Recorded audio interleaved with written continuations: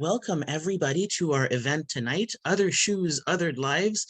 I'm your host tonight. My name is Nathan, and I am with Renaissance Press. Tonight, we have the privilege of launching two phenomenal books by two amazing authors.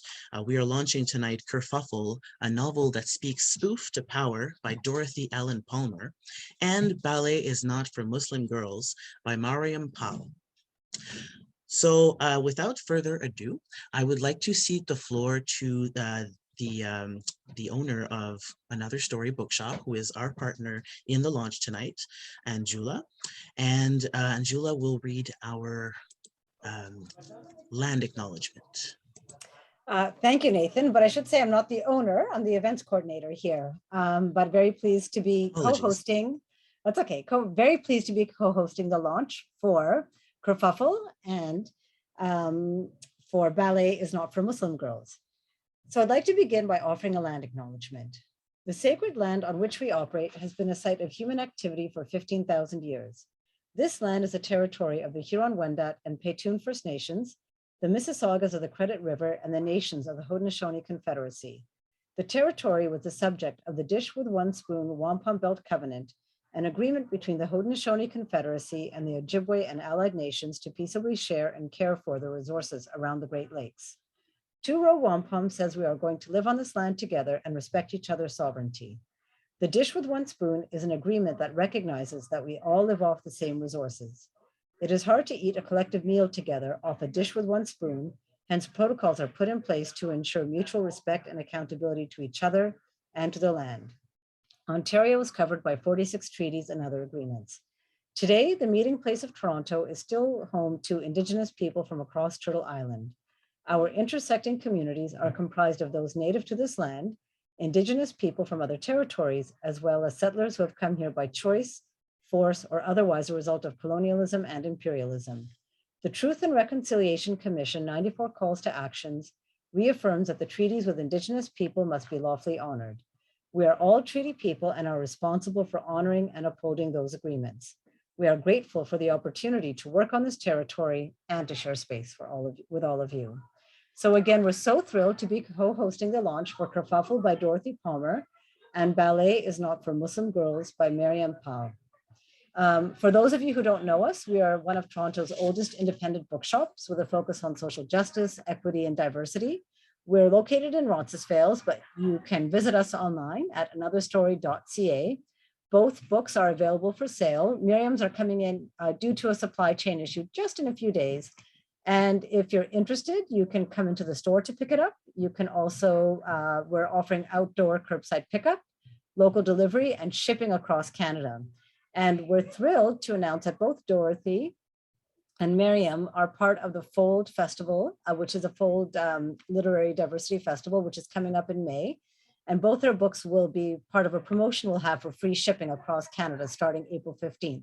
So if you'd like it shipped to you and don't want to pay the shipping costs, just write in Fold 2022 and we'll wait till April 15th and get it out to you then, and you won't have to pay for shipping. So again, these are authors that are very close to the heart of what we do at the bookshop, and so thrilled to be hand selling the books in the store and virtually selling the books to you. So without further ado, I'll bring it back to Nathan. And Nathan, a big thank you as well for inviting us to co-host. We're a big fan of Renaissance Press and can't wait to see what else you have coming out. Thank you so much, Angela. That was a wonderful, wonderful land acknowledgement. And I just wanted to add that Another Story Bookshop in Toronto is a huge supporter of independent presses and marginalized voices, which is what Renaissance is really all about. And it's really our honor to be able to partner with you today, with one of the oldest independent bookstores in Toronto, such a wonderful partner. And we're really excited to see Dorothy and Mariam participate to Fold as well. All right.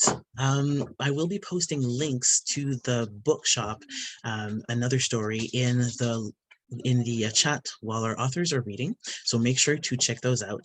For those of you watching on Facebook, I will also be posting in these comments as well. If you have any questions at all, again, you can always feel free to use the chat or the Facebook comments. I will be monitoring both. All right. without further ado, I would like to show you some trailers so that you can get a little taste of what we are presenting to you tonight. So I will share my screen and we will start with the trailer for Ballet is Not for Muslim Girls. I was born in 1958 and I grew up in the 60s. There wasn't so much multiculturalism in Canada.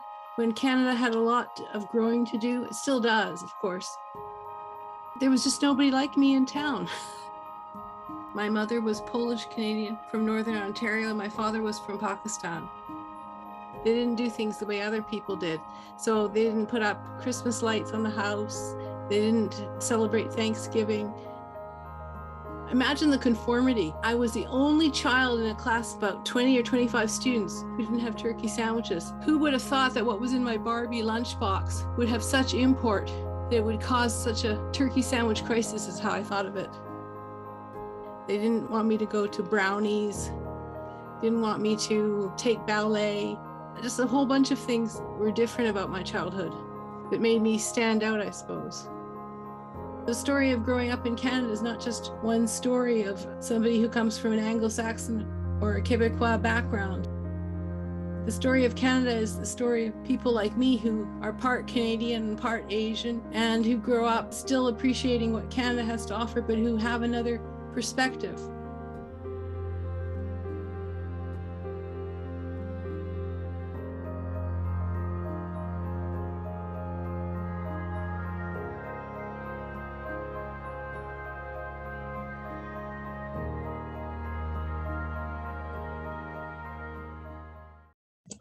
All right, so that gives you a little taste of what's to come tonight. And I will now, without saying anything more, to show you the trailer for Kerfuffle. Kerfuffle is a seriously funny book about serious matters. A funny book about the Toronto 2010 G20 protests that includes a talking cat. A novel that finds humor in sword stealing, unplanned pregnancy, and surviving loss. An own voices novel where disabled improvisers share the stage with abled comrades. Kerfuffle is all this and more. Jumping on and off stage, the diverse 5-member improv troupe called Kerfuffle makes sense and nonsense of their complex lives and the 2010 Toronto G20 protests.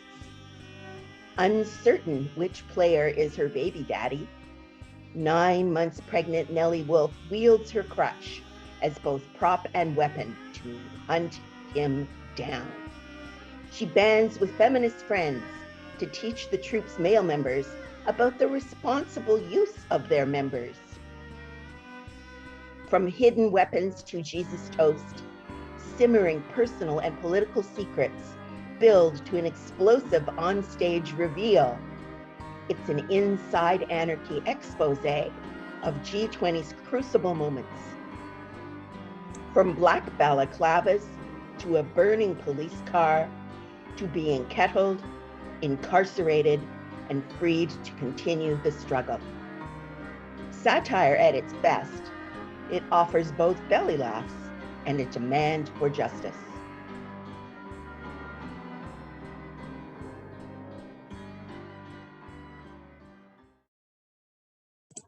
All right, and that gives you a little taste of Kerfuffle, which is a very, very special novel.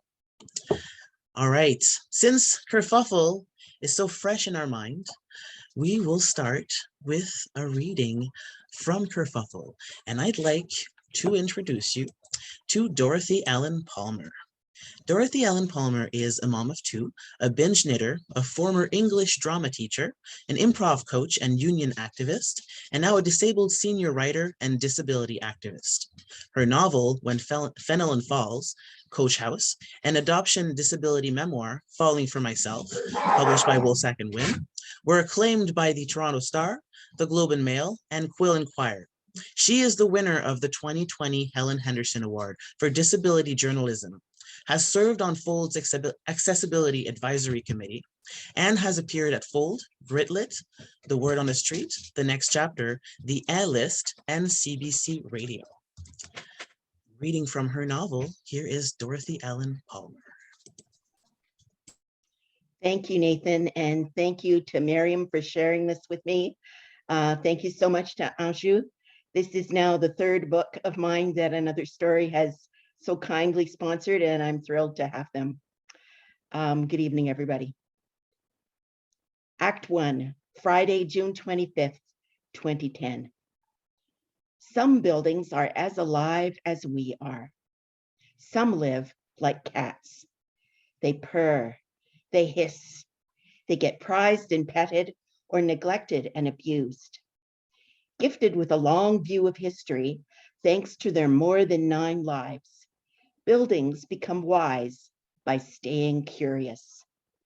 As their keen eyes pierce decades and darkness, they see all humans try to hide.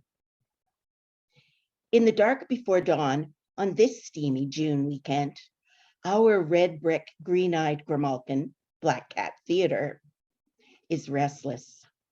She slips her back window, climbs ivy, scales the roof, and mounts the chimney. Hers is a panoramic view of iconic Toronto crossroads. Dotted along Queen Street, scurrying up and down Spadina Avenue, streetcars squeak by like massive steampunkian mice. But more than vermin are afoot tonight. Black Cat's prowling eyes are not the only beams of light. Flashlights, 5 of them. Quickly on, quicker off. Greenhorn night stalkers cloaked in black. Inexpert hunters, attempting silence, but proving too eager to succeed. Hefting weighty backpacks, they sneak up her flank to scout her obviously empty alley. Black Cat squints her emerald eyes. When they should be sleeping, these silly kittens are out losing their mittens on purpose. Disguised by darkness, they zip open their packs and scramble about, losing all manner of black apparel. Gloves, scarves, hats, t-shirts, all get fiercely scrunched up and furiously packed down. Every back alley bin, all the dark crannies of old buildings morph into hidey holes. Here, stuff your hoodie under this dumpster. Your balaclava, that's bloody well what drain pipes are for. Black Cat concludes the obvious. Young humans are mad, aggrieved and infuriated. She also notes the eagerness, the pride. If they weren't so earnest, she'd call it bravado. These kittens stalk the dark so clumsily, she hears every footfall, each whisper. There's something so satisfying about a black act in the black of night. For sure. Batman black, cauldron black. This black is totally beautiful. Too bad the museum isn't at Cash Point. I'd happily brew them up some Black Death. Not Black Death, Black Life. When the Bay Street men in black see our black being born, they're gonna shit themselves in their pretty black suits. Black Cat recognizes that laughter. She tenses her shoulders, flattens her ears. We're midnight calla lilies, a softer voice offers. Anarchy, bursting into bloom. For our Black Cat, this is a kerfuffle of quite a different color. It is not the late night petting she has hoped for. She stiffens as naughty kittens reach for her awning, as 5 pairs of human claws mole her furry fabric and prod her metal bones. She gasps at the knife, at the tearing of her tender striped skin, at the jagged push of weapons thrust into her belly. She screams again and again until her awning sags, impregnated with baseball bats, crowbars, bricks, and the unmistakable edge of an axe. Kittens snigger and fist the air. They douse their flashlights and scatter like shrapnel. And in the best of an improv game, meanwhile, back at the museum, Nellie Wolfe checks her watch. In the Roman Britain wing, it's 5 p.m. It's closing time. She lays a shielding hand over her 9-month baby bump and clutches her crutch. Stop the damn dillying, she tells herself. Just get the dirty deed done. Do all improvisers talk to themselves, often abusing alliteration? Absolutely. So yesterday, when the sword in the stone display case began to speak, Nellie did not question her sanity, only his motives. In Fortress Toronto, all speech is suspect. On the brink of the summit, Gladius Britannicus 5th century CE is either opportune or an opportunist. For all her 6 years at the museum, it's been as mute as Harpo Marx, foisting no jab until it began chanting this refrain nonstop. Behold the once and future sting. Take me up, cast me away. Nellie concludes the obvious.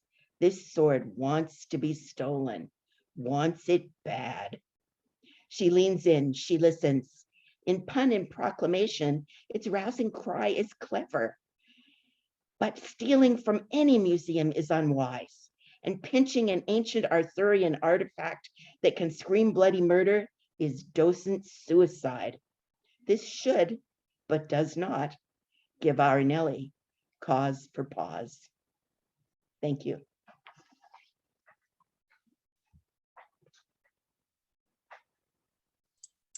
Thank you so much, Dorothy. That was a lovely and intriguing reading. I think the sword is one of my favorite characters in the story. All right, the kerfuffle is, I posted a link in the chat. You can get your copy from Another Story Bookshop. It is a fabulous, fantastic, and thought-provoking novel. Definitely worth reading and rereading and rereading. All right, next we have Mariam Paul. Now, Mariam is not able to perform her reading tonight. Her asthma has been acting up, and we want to save her voice for the discussion that we're having later because it's going to be extremely stimulating. So I will read you just a little bit about Mariam, and then I will introduce our actual reader. Mariam was born in Montreal. She spent her childhood in Victoria, BC, where Ballet is Not for Muslim Girls is set. Mariam returned to Montreal 4 decades ago to study economics and law at McGill. A former resident of Abidjan, Côte d'Ivoire, and Manila, Philippines, Mariam has traveled extensively in Europe, Asia, and Africa. She is retired from careers in economic development and immigration law and lives in Montreal with her musician husband, Eli. In retirement, she grows garlic, bakes a mean focaccia bread, and is working on her second book, Eating Pineapple Upside Down Cake in Monrovia. And now I would like to introduce our reader. Eli Kranzberg was born and raised in Montreal. A trained musician, Eli's instruments are drums and vibraphone. For many years, he was the leader of a highly successful Montreal wedding band, Night Shift. In the last 15 years, his passion for teaching turned into a second career, producing training videos for music software.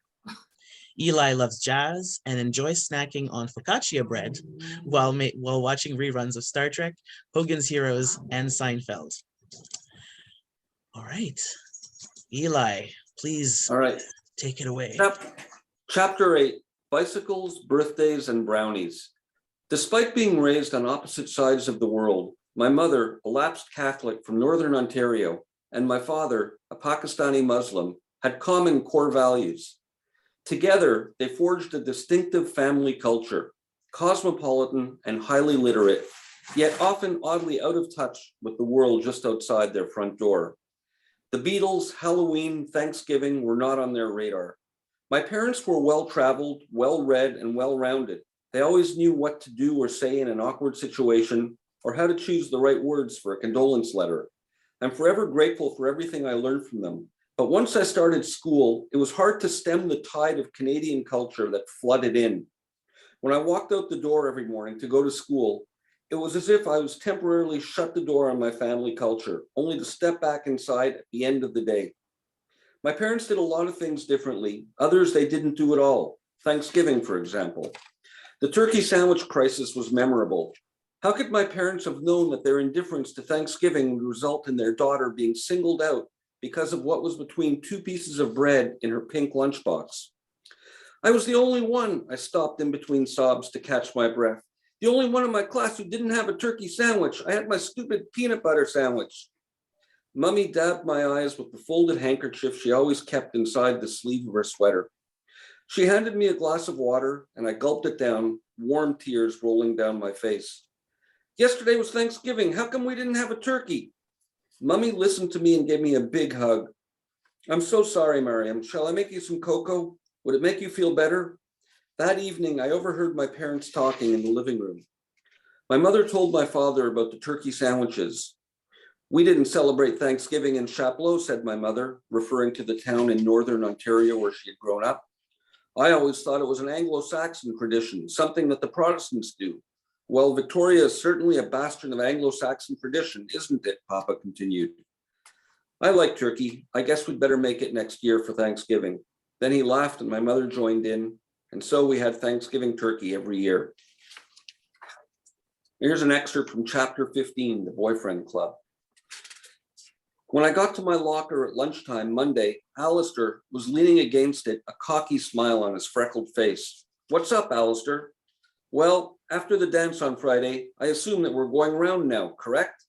I smiled back but didn't answer. Me, Mariam Powell, going around with Alistair? Does this mean I have a boyfriend now? We ate lunch together every day that week. Then we'd walk to the corner store holding hands, and Alistair would buy me a fudgesicle, even though it was December.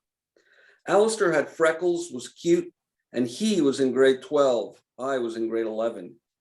He brought a micro-minied Janet Riverton to the dance 3 days earlier. Boys noticed Janet. Ankle-length middies may have been in, but Janet showed off her long legs in teensy-weensy skirts and sheer beige nylons. I was still in leotards and knee socks. Next to Janet, I looked like a 5-year-old with glasses. But Alistair had spent the evening with me. He asked me to go out with him that weekend, my first date, but I needed my Pakistani father's permission. Asking Papa if I could go on my first date was, in my 16-year-old world, the biggest challenge I had ever faced. I was petrified he would say no. The prospect was simply too gruesome to even contemplate. I took a deep breath and started to speak. Papa, my voice was hoarse. I have something to ask you. My voice faded. I clenched my hands so tightly they hurt. Yes, said Papa, not really paying attention. He was busy discussing the day with my mother as she made dinner. What is it? He said. The words tore out of my mouth. I have a boyfriend. His name is Alistair. Please, can I go out with him on Friday? Underarms drenched in sweat, I gripped my arms tightly across my chest. No, no daughter of mine will date boys. You are a Pakistani, a Muslim girl, and cannot date. You must concentrate on your studies. Your math is poor. No, I cried. You're always trying to control me. I live in a prison camp, not a house. He's my boyfriend. You can't stop me. I grabbed a fistful of tissues and blotted my eyes. How can you do this to me? I'm Canadian, not Pakistani. I was born here and I'm a good student. If it weren't for math, I'd have made the honor roll. I see. A Canadian girl. Well, my dear, you don't look like a nice white Christian Canadian. Maybe you should change your name to Debbie or Marilyn, Papa scowled. If you didn't want me to grow up in Canada, then why did you come here? I dabbed my eyes with tissue. You never let me do anything. All I do is stay at home. I'm 16 years old. I was too young to realize that the worst time to approach Papa was while he martinied down from another day of genteel racism. One of a handful of non-white professors at the university, my father suffered discrete discrimination for years. Papa put down his drink, cleared his throat, and looked at me. Mariam, my position is clear. You will not date. Since you started high school 4 years ago, I have allowed you to attend school dances, even though this type of socializing is not part of my culture. I've compromised enough. You can cry and shout all you want, but I will not change my mind. No, no, no, I wailed. If you don't let me go, then the whole school will be laughing at me and it will be all your fault. Oh God, I wish I were dead. Sobbing, I stumbled down the hall to my bedroom. To be continued. And I didn't die. Thank you, Eli. Yeah. Thank you so much, Eli. That was wonderful. Yeah.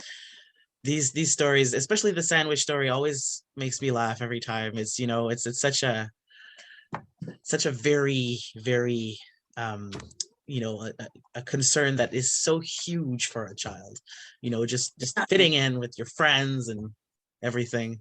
Some Yeah. of the kids had little containers of cranberry sauce with their sandwich.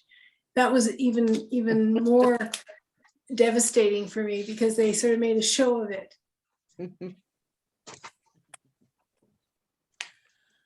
All right, it's almost time to start the discussion. But before we do that, we're gonna do a very exciting part of our evening. We're going to offer you some wonderful prizes.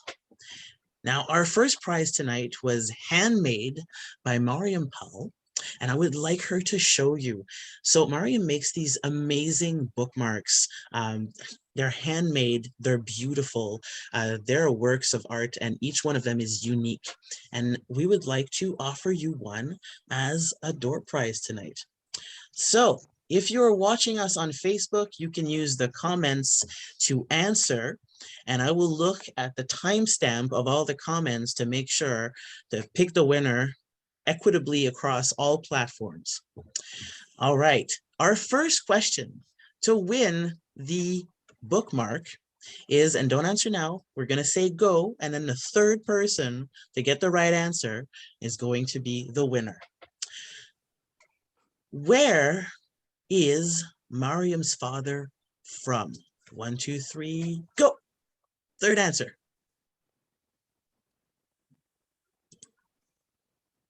Right, we're starting to have a few answers. We have 1, 2. Oh, Facebook people are and our winner is Vera Constantino. Congratulations, Vera. This will be yours soon. Yes, indeed. So Vera, I'm going to ask you that you just private message me your email. And if you're not comfortable with the private message function of the chat, I will put down Renaissance's email so you can send us your address and we can mail you this beautiful handmade bookmark. Here is the email. All right. Our next prize, because we do have 2 prizes tonight, so we're launching 2 books, is a t-shirt. I will show you what that looks like.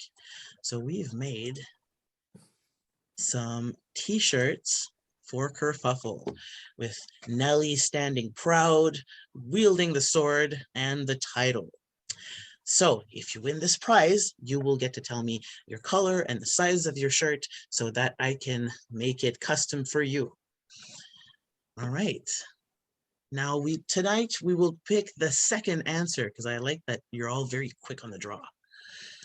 So be prepared. Our question is, where is Kerfuffle set? Go. Second answer. All right, we already have a winner. It is Monica P. Monica, congratulations. You have won a wonderful t-shirt. So again, you can send me your mailing address via direct message in here in the chat, or you can email it at our email that I put in the chat again. All right. Well, congratulations, everybody. And yes, that was fun. I find that after listening for a little while, it's nice to wake up everybody with a little game before we get into the heart of things. All right. So without further ado, let us begin our discussion. I have a few questions for our authors tonight, but if you, audience, have any question, please put them in the chat or as a Facebook comment, and I will make sure to include them in our discussion. All right. My very first question for you is just to ease us into the subject. Please tell us what moved you to write this book and what was your most enjoyable discovery. So since Mariam is on top of my screen, I'm going to let her go first. Okay. I started writing 22 years ago. I mean, of course, I've been writing all my life, but writing for pleasure. When I took a writing course in 2000 to celebrate the turn of the century, and I just kept on writing and writing. And 7 or 8 years after I started writing, I thought, hey, this would make an interesting book. And my most enjoyable discovery was that I rediscovered the love of writing beyond memos and legal decisions and reports and things like that. I discovered just how much I enjoyed the whole craft of writing. And that's kept me going on into a second book. So. Thank you so much. Dorothy, what about you? I'd say this book came from 3 different places, 3 different desires or goals I had when I was writing it. First of all, I began writing it immediately after the 2010 protests because I was so horrified by the way that the press and labor organizations and many people were so quick to jump on the bandwagon of protesters as bad people, as vandals, and to demonize the right to protest. And I thought that was a fundamental insult to those young people whose lives had been ruined by the recession and had every right to protest it. The second reason I wanted to write this book was because I coached improv for most of my teaching career and have always wanted to try to bring improv to the page. Wanted to see if I could make a live art be a art in a book. The last reason was I wanted to write a funny disabled woman. I wanted to break down the trope that disabled people lead sad, pitiful lives. And Nellie is this gutsy, funny woman with a lot of agency and uses her crutch as both a prop and a weapon. The most fun thing that I found, a discovery that I had, I was writing it during the pandemic. I was writing it in isolation, alone in my apartment, and I loved being able to bring all of my favorite things into the book, from Sherlock Holmes to The Sound of Music to the X-Men. It's just full of all kinds of fun things that I really did bring my favorite things, like the song says in The Sound of Music. Thank you. And these things really shine through. I know it's a very, very entertaining read, especially if you know all the little reference. It's very satisfying. All right. I'm gonna get more into the meat of it. Our theme tonight is Other Shoes, Othered Lives. Your books deal with very literal shoes. I think about Nellie's corrective shoes and Mariam's ballet shoes, but it also provides the reader with opportunities to put themselves in the shoes of someone from a marginalized community. What kind of shoes can your readers expect to try on? Let's go with Dorothy, since we started with Mariam last time. Okay. I guess the first most obvious answer to that is Nellie's corrective shoes. They look like Doc Martens. They have been a bane to her existence all her life. She was never able to wear party shoes as a little girl. She doesn't feel like a grown woman. She doesn't feel feminine. She feels like she's treated as undesirable because of them. So her shoes mark her throughout her life. She shares my disability. She shares my shoes. I know where she's coming from on all of that. The more sort of metaphorical idea of walking in their shoes is the 5 members of Kerfuffle, the improv troupe, are very diverse. One is an immigrant from Haiti. One is a young man of Scottish ancestry with a mother at home who has Alzheimer's. One is a young Italian woman based on my best friend in high school who is struggling to come out of the closet. And one is a also disabled young man with a stutter who manages, when he is on stage, not to have to use his stutter most of the time. He's able to go into role. And then, of course, Nellie. So you're going into a number of different pairs of shoes there, a number of different marginalizations and experiences. Thank you so much. Mariam. I never actually wore the ballet shoes.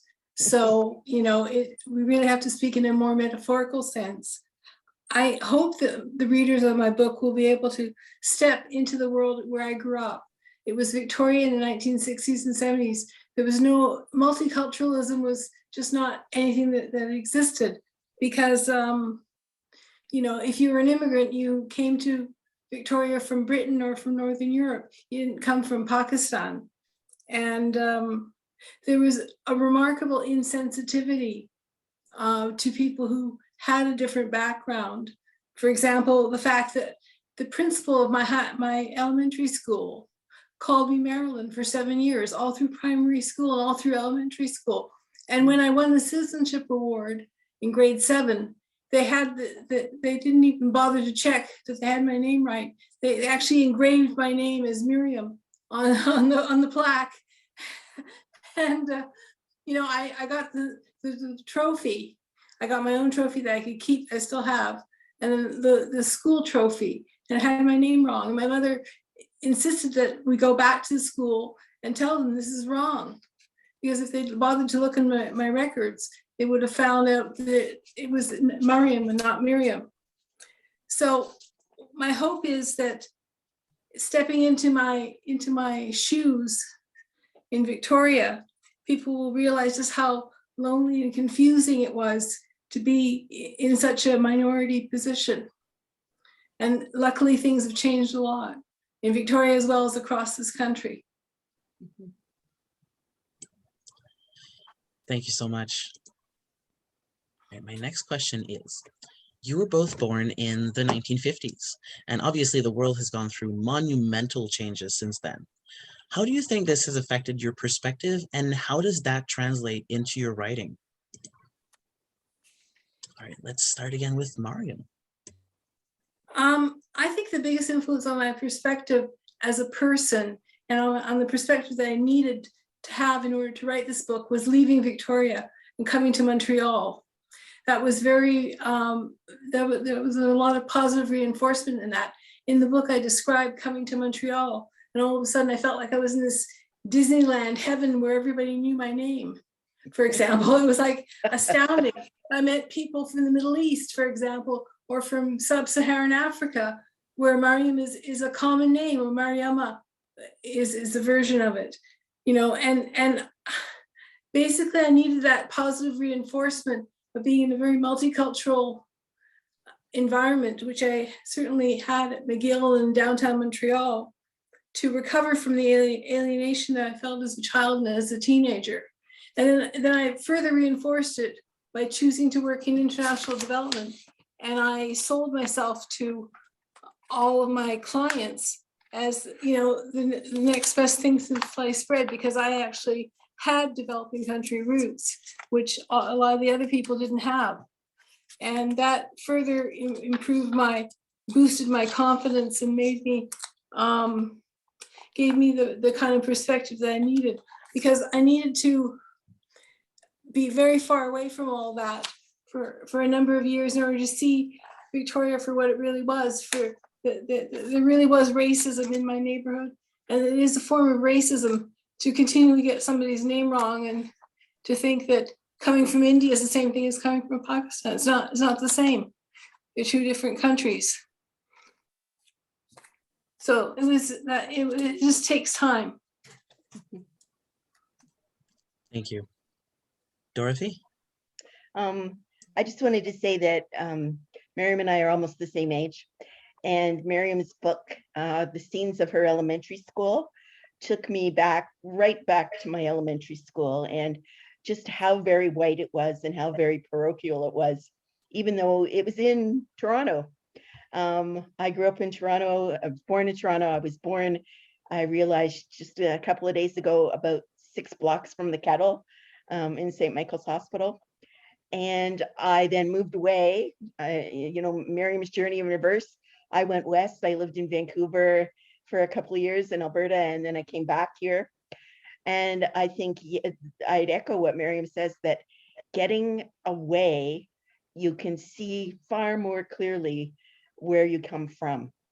And in my case, when I came back, I could see it very, very clearly for what it is. And I think being in my 60s, I had students who were the same age as the 5 improvers in Kerfuffle. My kids are the same age as the 5 improvers in Kerfuffle. And I think it made me old enough to understand them a little more clearly without seeing the world exactly the way they do, because I had grown older and grown past it. I think it's both an advantage and a disadvantage to be an old woman with no clucks left to give.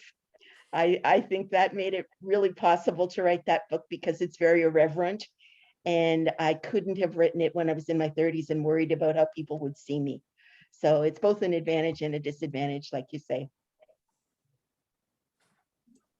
Thank you so much. All right, my next question is much more in the present. So you both wrote and published during a global pandemic. As older adults, and Dorothy, as a member of the disabled community, how do you feel the pandemic has affected your work and your publishing experience? So Dorothy, why don't you start? It's a mixed bag, I guess, for disabled people, and particularly for someone like me who has been an activist for accessibility in Canadian literature. The wonderful opening of the virtual world.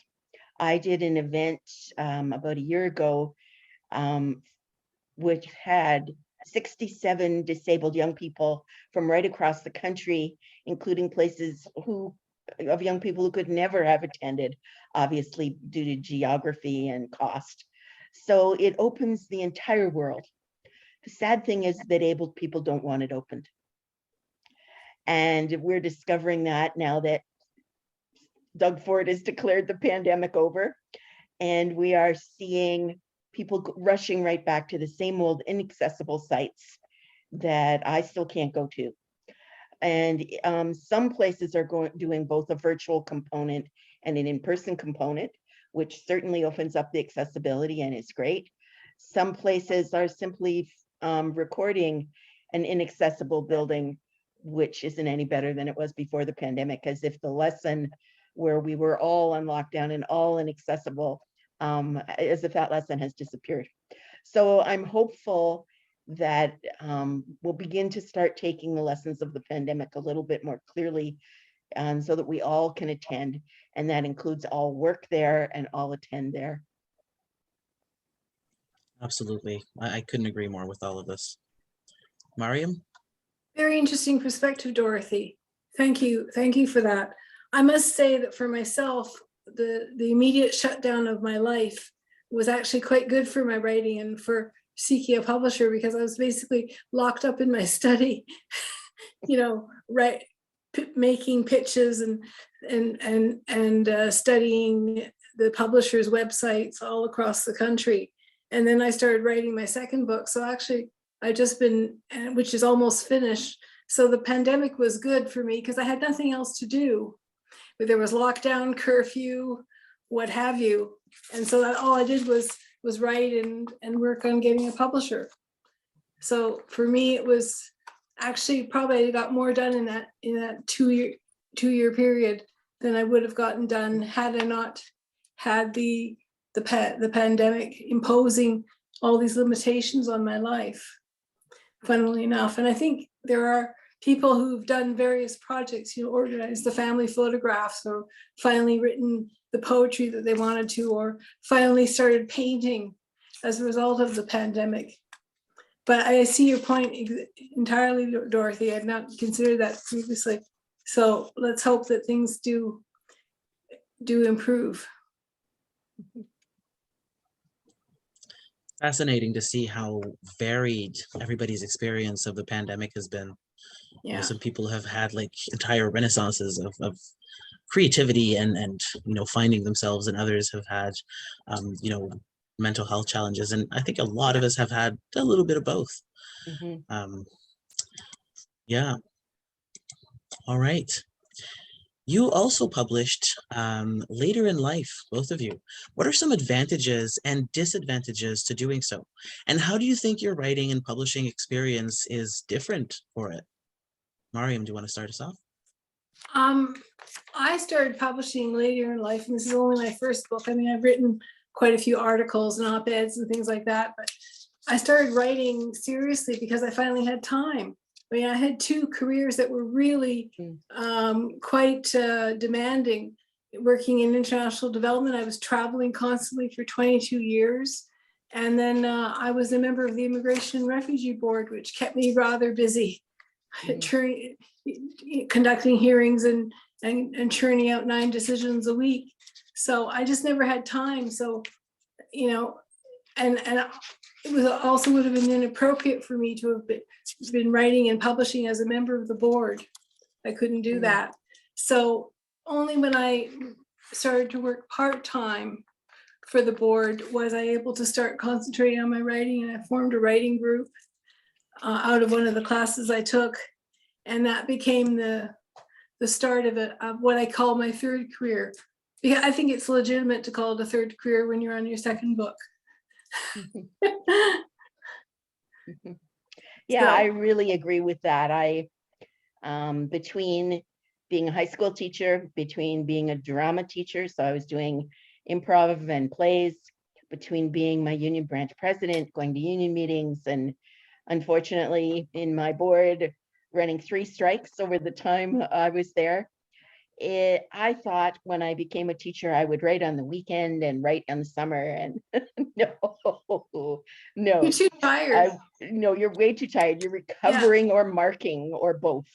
Yeah. And it wasn't until I retired, just as you say, it wasn't until I retired when I was actually able to sit down and devote the kind of long-term time and thinking to writing my first novel, which came out in 2010.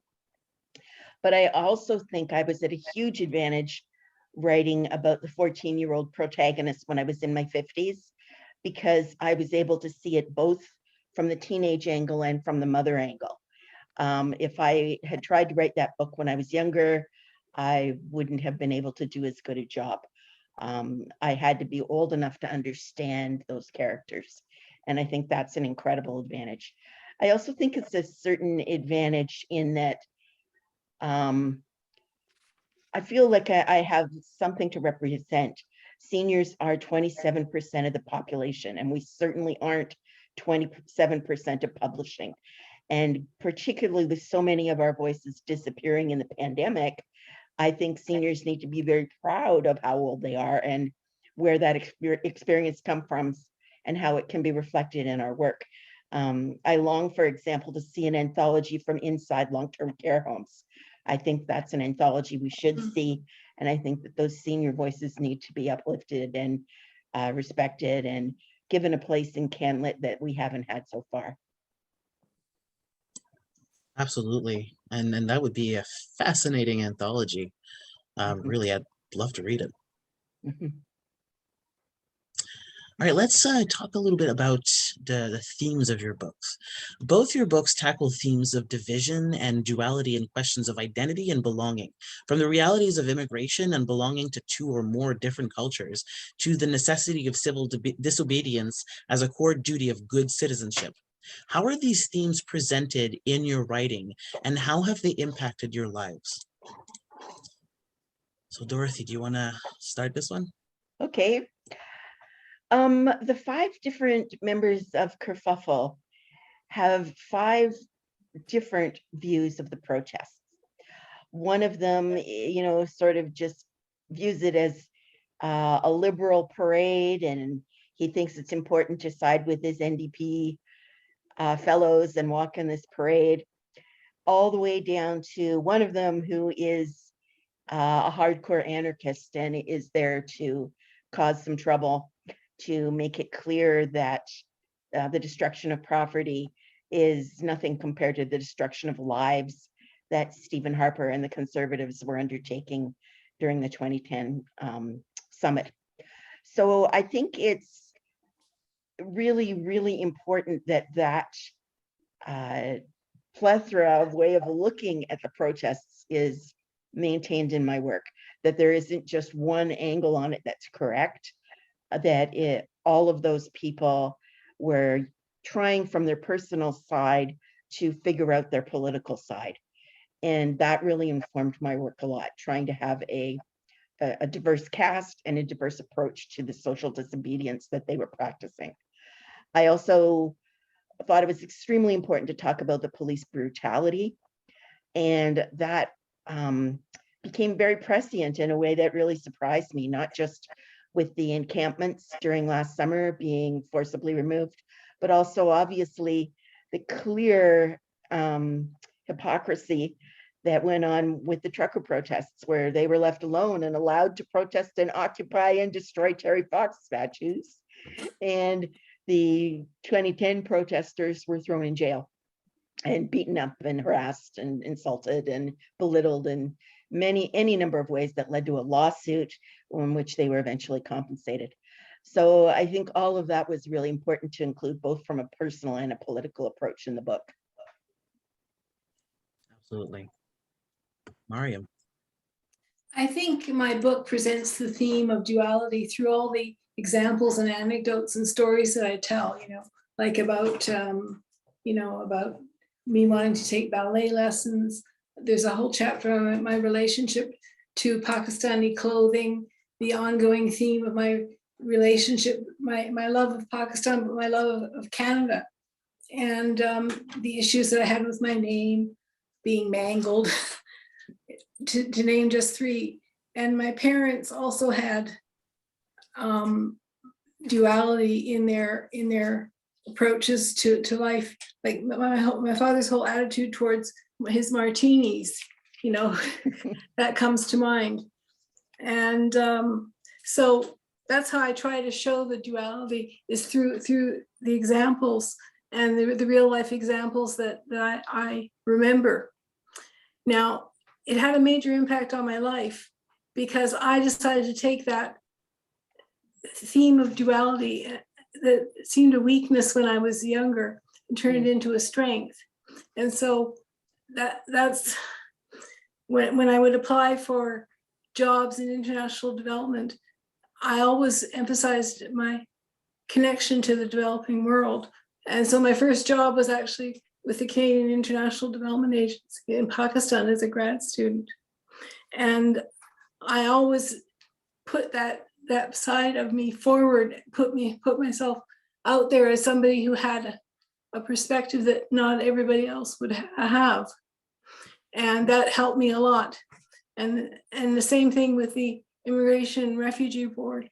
I had the cultural experience and background that a lot of people didn't have a chance to acquire in life.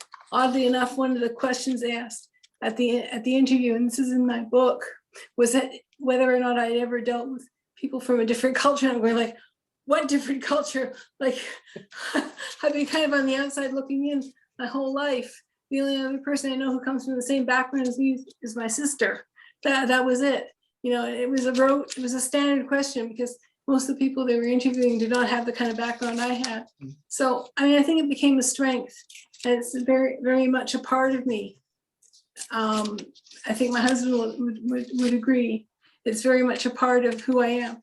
I'm always seeing myself as I'm a bit of a chameleon. I kind of like, I can go in a Pakistani group and fit in, and I fit in just fine in Canada too. So that's what makes my life quite exciting, I suppose. Mm-hmm. Absolutely. Apologize for my voice. It's really awful tonight, but anyway. You sound fine. You too. It does. Thank you. Thank you for putting yourself through. I think I sound like Lauren Bacall personally. Well, that's good. which is not bad. All right, I think we have time for one final question. So you mentioned about the personal and political, Dorothy. We do hear a lot about how the political is personal, to mean that marginalized identities are often politicized for their very existence. These social dynamics can affect personal, familiar relationships, and both your books delve heavily into that theme. So what does that mean to you, and how do you explore it in your book? So Mariam, let's start with you. I think an excellent example of the politicizing of my identity is the old "but where are you really from?" question, which anybody who is Canadian but have say, non-traditional, non-European background gets really sick and tired of, and we all roll our eyes and go, that question again. I document in the book a couple of experiences that I've had with that kind of question, and I've learned to flip them on their head, you know. And I tell people, I'll take a very long time before I actually volunteer the information about what my background is, and I'll throw in that my name is Canadian now, but it has origins in another country. Then I make them ask me what other country that would be.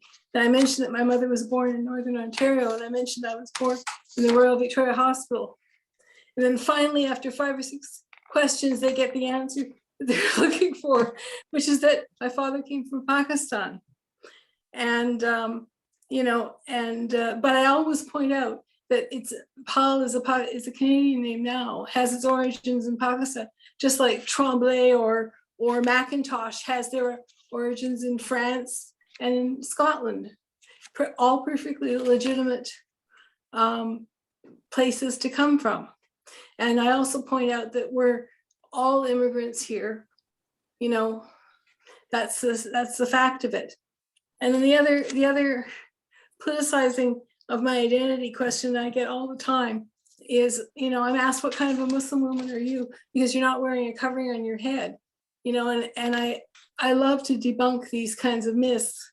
And I often reply that Islam is a religion whose followers range from blue-eyed Albanians to tall Senegalese to diminutive Indonesians, all in one fell swoop. There's no blueprint or obvious look that a Muslim looks like. And just like Christians or people from other religions, they vary widely in their interpretation and practice of their religion and how they look. You know, like my husband is Jewish. I mean, he looks like a pretty regular guy, but there's, you know, but within the Jewish people, there's extremes. People who are much more practical, much more devout, and people who are less devout. So, you know, I hope I've done that in an interesting way in the book.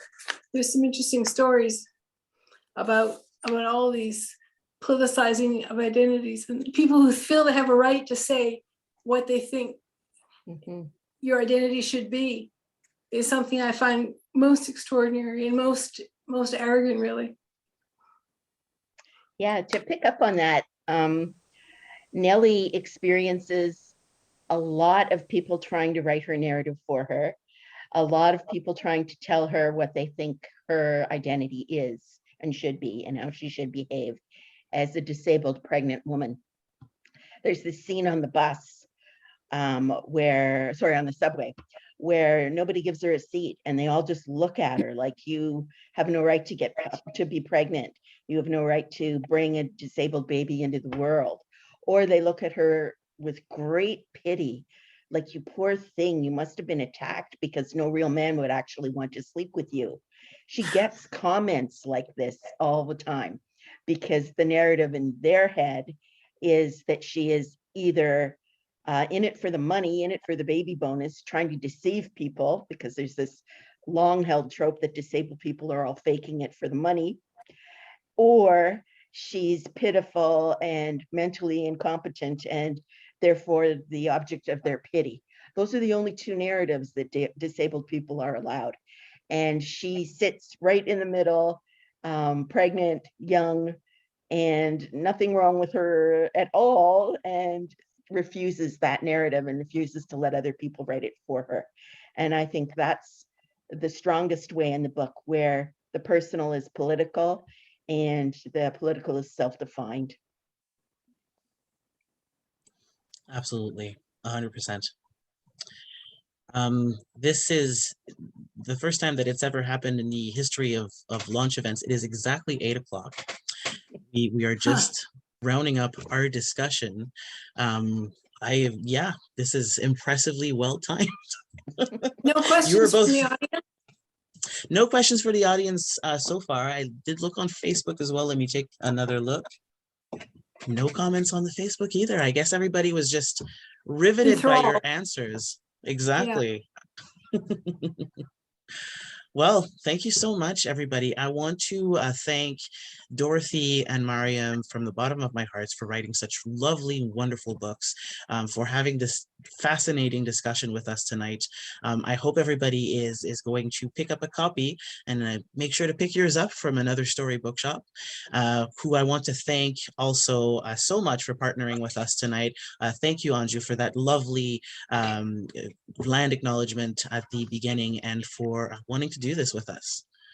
And I would like to also thank everyone who joined us here tonight. So many of you on the Zoom call and on Facebook Live watching right now. It's been wonderful to have you all, and thank you so much for your encouragement. And without further ado, I think we'll say good night. Thank you, everybody. Thank you for joining Thank us, you. everybody. Good night. Goodbye.